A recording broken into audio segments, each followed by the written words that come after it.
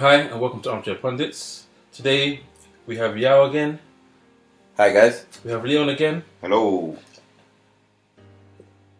Today we're going to talk about the Champions League final. We'll discuss the 3 playoff finals. And then we'll finish off discussing the big fight this Saturday between Froch and Groves. So, yeah, Champions League final. Atletico Madrid versus Real Madrid. We all know you're a Real Madrid fan or follower, so I'm going to come to you first. How did you feel that day? What did you think of the game itself? And was the result justified? It's justified. I'd say it's a bit harsh on Atletico because I did expect. When I say justified, so I mean the final scoreline 4-1 justified. Oh no, that wasn't justified. They didn't deserve to lose 4-1 overall, but obviously goals are goals. There's nothing you can really do about it. In terms of the actual whole match, it really took me a while to get actually into it. Maybe it's because Real Madrid didn't score straight away, but the game was quite slow for the first half an hour. It was really suited to Atletico's pace, but at the same time I knew, and I did say, that Atletico would cause Real Madrid problems, and that's what they did. But in the second half, I'd say probably from about the 60th minute onwards, you had a feeling that Real Madrid were getting back into this game. They were starting to push forward quite a lot, and had a few chances to try and get an equaliser. I wouldn't say clear-cut chances, but still had a few chances nevertheless. And then obviously we all know what happened in the 93rd minute, which kind of set off Diego Simeone. Me personally, I think the game, if you had to pick a scoreline, probably give it a 2-1 scoreline. 4-1 flatters Real Madrid heavily, but I'm happy nevertheless. Leon? It was very unfortunate for Atletico. Their game plan was very high intensity for the first sort of 70 minutes, but it's only a matter of time before Real Madrid were going to be able to put them under a little bit of pressure, and it was all about whether Atletico could hold. And literally 2 minutes from the end of the game, and they capitulated. It's really unfortunate for them because that goal had really, really killed them. To concede in the last 2 minutes of the game in injury time in a final, it's devastating, and I don't think they recovered from that. Once it got to extra time, you could see that mentally and physically they were shot, and I think that's why Real Madrid ended up scoring 4 goals. Not because they necessarily deserved it. I just don't think Atletico Madrid had anything left after how intense they had played in the first sort of 70 minutes or so. I wouldn't say it was one of the great finals, but it was definitely an entertaining one, and I didn't expect anything less. It was always going to be very tense. It was always going to be, very physical, and I thought the referee did pretty well to deal with everything that went on during that game. The normal Spanish, theatrics, and the constant pleas to have yellow cards, people carding and diving and all that kind of stuff. So he did very well because they could have. I did not think the game would end with 11 men each. Yeah, with 22 so on the pitch. He done very, very well. But yeah, congratulations to Real Madrid. Finally got La Decima, their 10th title, and it'd be interesting to see how they go on from here, because it's taken them 12 years since their last one. Yeah. So now that they've finally got that 10th, it may become less of a burden for them to win more. So we'll see going forward. Okay, the elephant in the room. What the heck was Cristiano Ronaldo doing? Had a poor game. Let's be honest, he had a poor game. Injuries or not. Bale scores the most important goal, 2-1. Celebrates how you should. Goes wild. Then Marcelo scores to make it 3-1. He's humble. You're thinking, he's showing respect. So Ronaldo gets a penalty, and then he rips off his shirt, starts going crazy. I don't know. He's already broken the record for most goals in the Champions League season. Was it just the elation of winning the Champions League final? It's just personally, ripping his shirt off everything. Come on.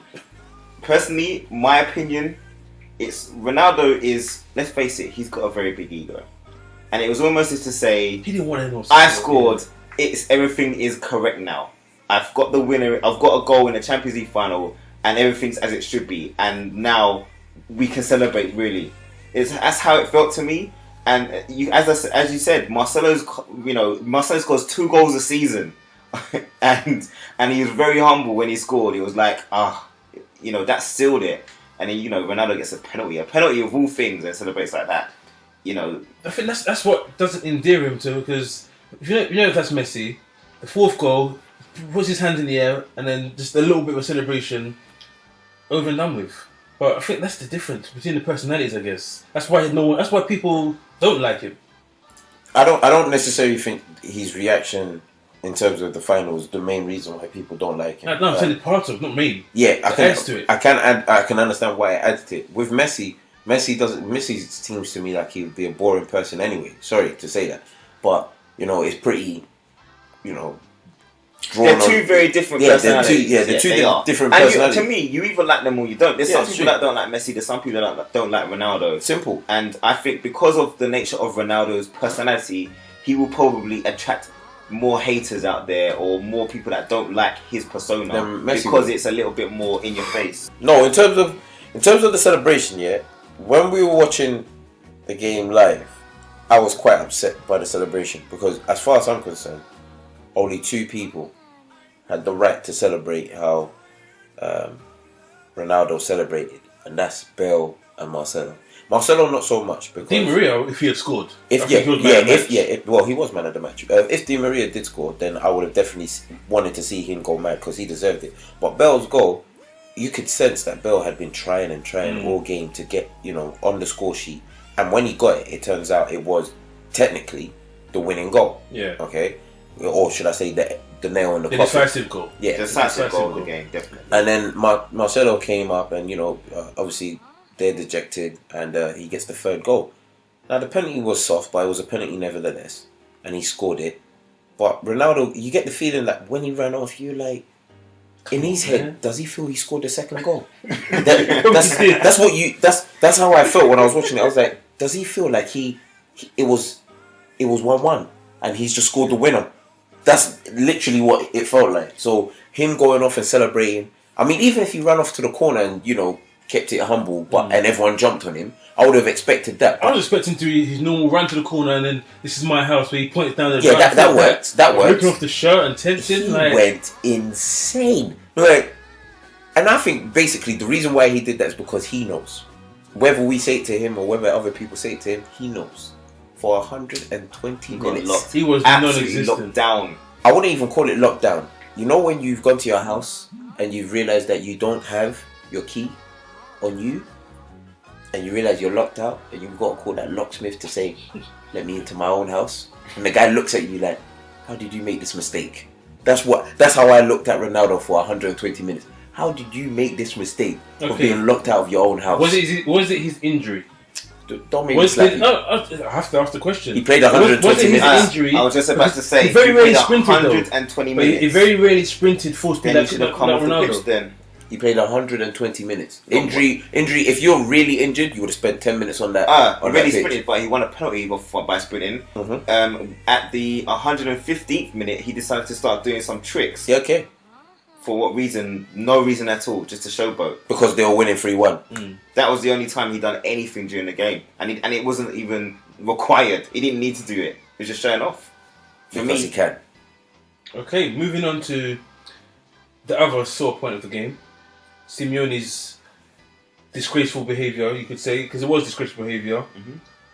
Lack of, I don't know, what would you call it? Lack of honour, lack of leadership. What would you call it? Because fair enough, a player has kicked the ball towards you. It has landed at your feet. You could be a bigger man, but he kicked the ball. The thing is, if he hadn't kicked the ball at him and gone after him straight away, then cool. But he's kicked the ball at him.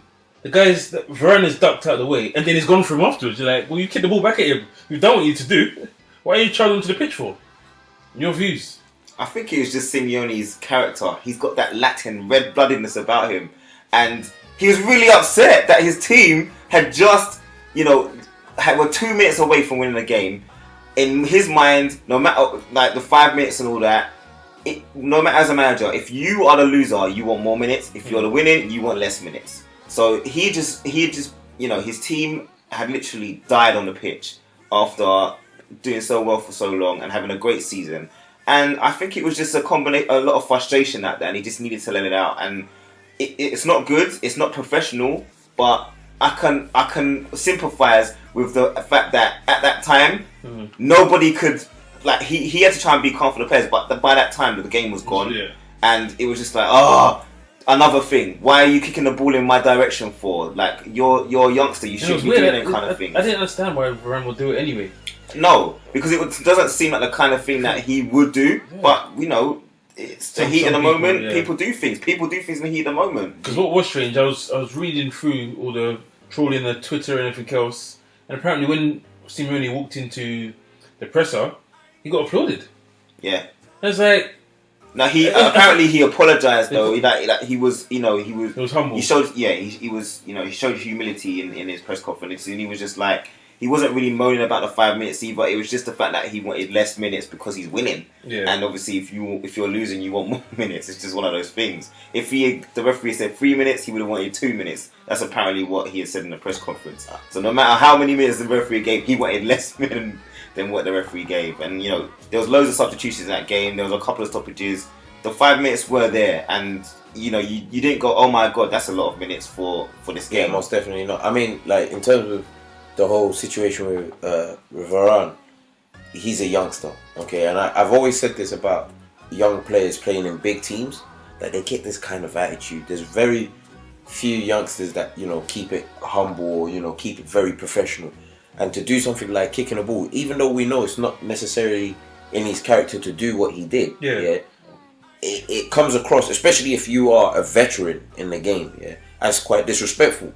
Your team's winning, and you, a young player, want to decide to kick a ball towards me, I'm going to go mad. Especially if I am as passionate about my team as I say I am.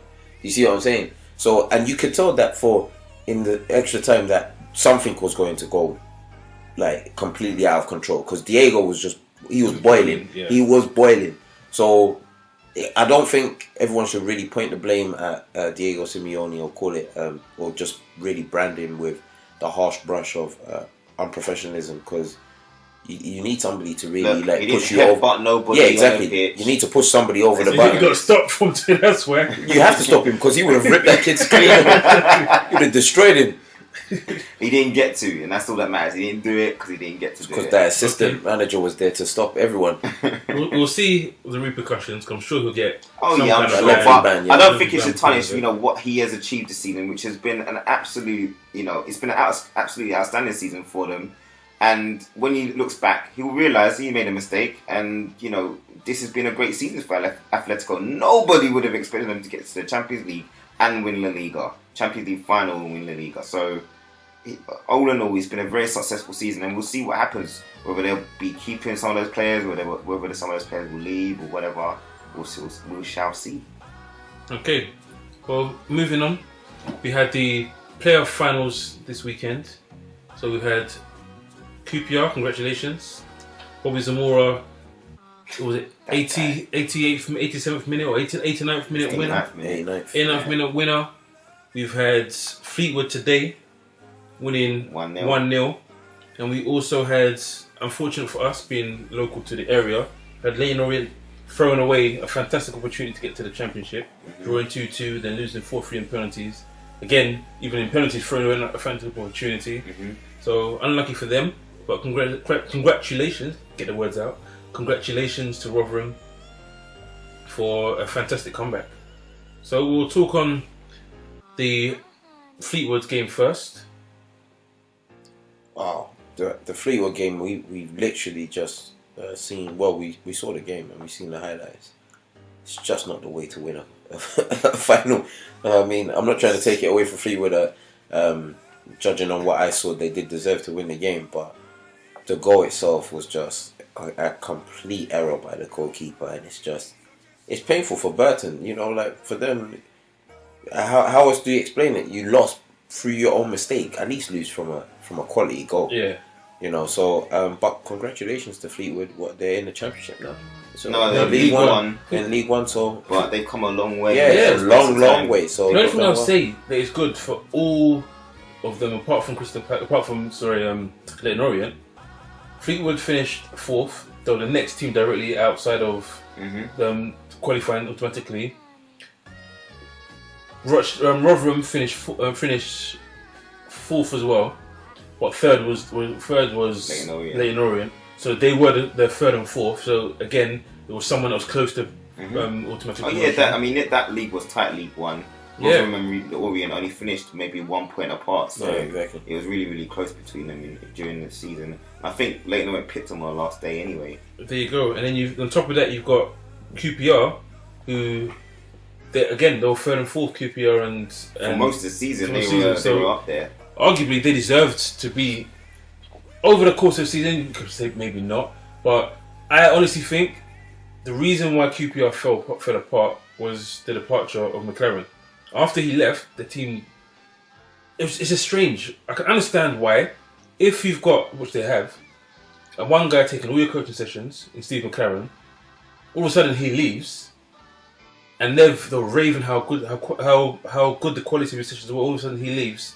That's a big adjustment to make. Of course, and Harry doesn't take training. We all know this. He doesn't take training anymore. He leaves it to his assistants. So exactly, it can't be underestimated how much of an impact that Steve McLaren had in that QPR team. On the balance of the game, QPR did not deserve to win it at all. Well, there's 2 ways to play football. There is, but they scored the goal, and that's what matters. Goals win games, not chances win games. So you have to give them credit. They stuck to their task. Defensively, they were sound all season. Really, that was one of the things that made them get to where they were. And typical Bobby Samora. There's times where you really can't depend on him, and there's other times where you can. I think it was either me or it was either someone on the radio. So when I was watching it, said this guy, come on, he's done nothing. Like, he's running around, hardly had a kick of the ball, and just as I said that, they kicked the ball out.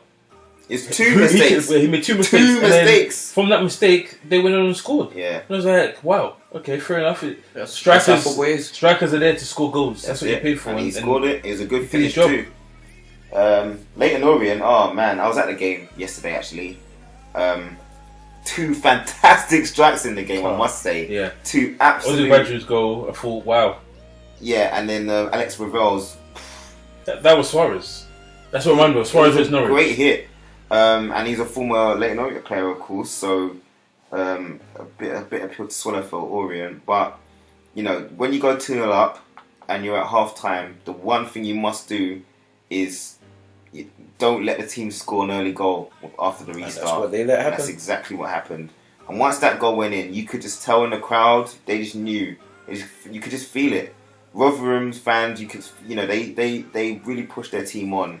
And you could see the tension in the Leyton Orient fans' faces, and you just felt that they were going to concede, and that's what they did. And it, went to penalties again.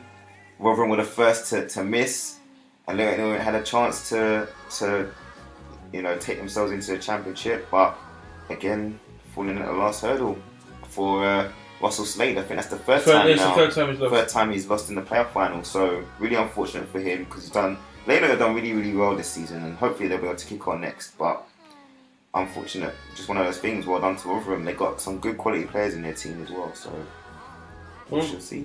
Time will tell. We'll see how they perform next season. Hopefully, Leyton can keep their squad together. Hopefully, all the teams that lost can keep their squad together and put up a good fight next season. Yeah. We'll move on now to Froch versus Groves. Big fight. A very big fight.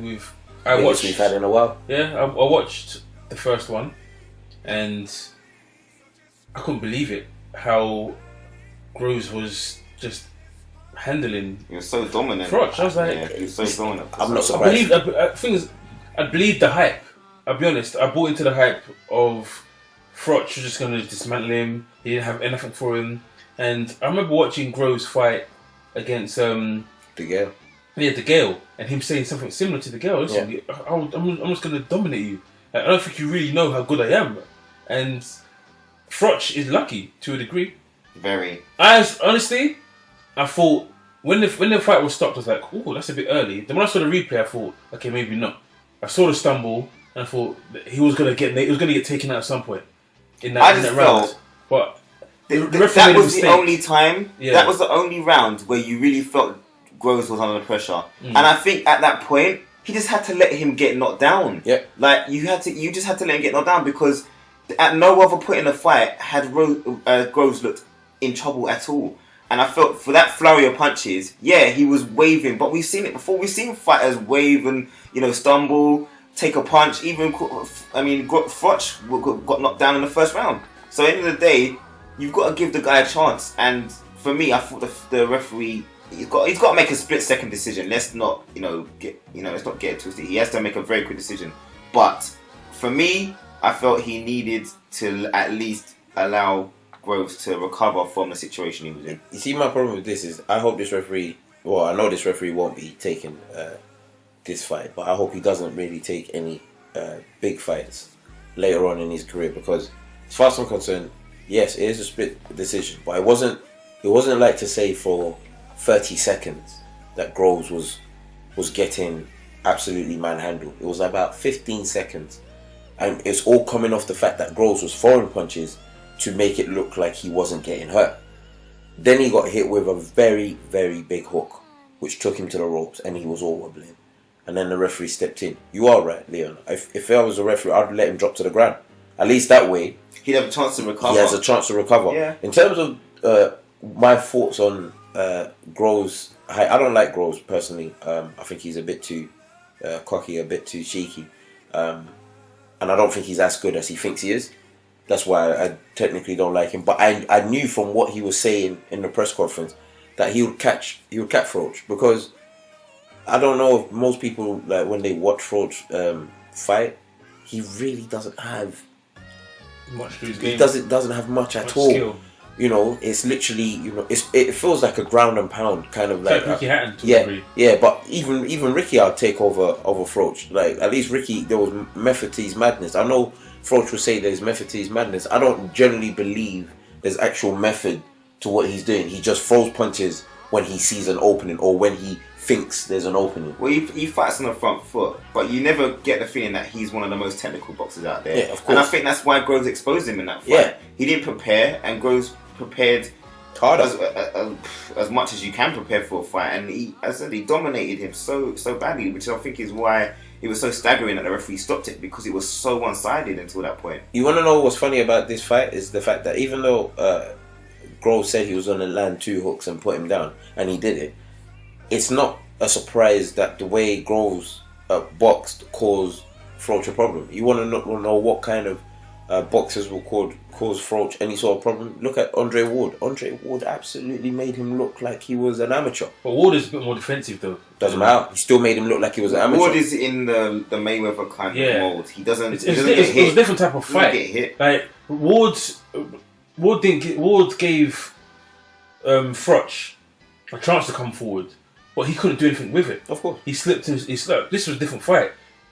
Groves didn't give him a chance to come forward properly. He controlled the length, he controlled the pace of the fight, he controlled everything up until the 9th round. Yeah. I think this fight, I actually do think Froch will win. Well, he's come out and said it. He said he underestimated him. Yeah, he did. He said I think Froch will win this fight. I hope it's a good spectacle, because I think it would just be a waste if it's not. And 80,000 people. It's such a big fight now because of the amount of people. Yeah. So if it's like a second round knockout, it's just going to be which I don't actually think it will be. Nah. But I just want it to be a good fight. But I do think Froch is the favourite for me. I can't see him making the same mistakes again. And now that he knows that Groves is a serious contender, he'll take it seriously. Because let's be honest, Froch is not a rubbish fighter. He has fought some real caliber fighters in his time. Yeah. How many title fights he had in a row? I think he's had 5, I think 7 or 8, something like that. There's a lot of title fights. Yeah, he's had a lot of title fights. I think for me personally, it's I would go with you, Leon, on that one. I would agree that Froch is probably going to take this one because he's taking it more serious. But at the same time, I'll be honest with you, I think I see 3 knockdowns in this one. I think I see 2 going for Froch and 1 for Groves, and I think it might be done by the 6th round. To be honest with you, I don't see this going the 9th. I don't think it'll go the distance either. I don't know. I think it can go the distance because even though you're saying Froch has learned from the fight, Groves has learned from the fight as well. He's gonna definitely have learned that if he carries on doing what he did in the fight, that'll work. He got a bit sloppy. He got sloppy. If he doesn't get sloppy, then he's either gonna win on points, or he'll give a chance to knock him down. But I think it's probably end up going to points, because as much as Groves Froch says, I'm gonna knock him out, I'm gonna do this and that. I'm just not sure if I'm going to see it. Boxers say all those kind of things. Yeah, just to sell fights. Yeah, that's what they have to do. They don't need to sell this one. I think it's a sellout already. Yeah, of course. That's for sure. So, time will tell. I'll be watching it on Saturday. You guys will be watching on Saturday. Hopefully, you listeners will be watching it on Saturday and getting ready for the World Cup. Thank you very much, Yao. Thank you. Thank you very much, Leon. Thank you. Pleasure. Make sure you follow our Twitter page. You follow us on YouTube, and we're almost up and running via SoundCloud as well. So if you've got SoundCloud, you can catch our podcast on SoundCloud as well. Make sure that you are also giving us your questions, giving us ideas for the show as well, because we're always looking for ideas and for some of your arguments you have with your friends, to include in our shows as well. Take care and see you soon. Goodbye. Bye.